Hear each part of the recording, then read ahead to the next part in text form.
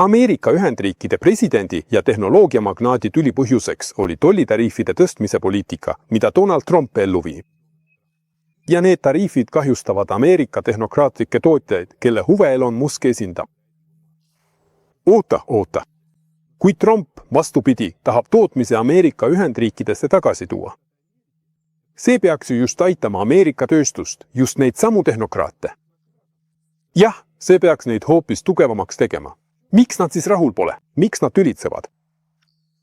Küsi endalt lihtne küsimus, miks Ameerika Ühendriikide tööstus laiali kogu planeedile on läinud? Miks Ameerika ettevõtted kolisid Aasiasse? Sest nii on kasulikum. Vähem kulusid, vähem väljaminekuid. Elektriauto Teslat pole võimalik kokku panna ainult Ameerika komponentidest, sest ainult Ameerika komponente lihtsalt pole olemas. Teslade sõlmed ja komponendid toodetakse üle kogu maailma. Samamoodi toodetakse Starlinki satelliitsüsteemide ja SpaceXi rakettide varustust erinevates maailmapaikades. Selline on süsteem, mida Ameerika Ühendriigid on ehitanud pool sajandit. Ameerika tootmise kolimine teistesse riikidesse algas juba 1970.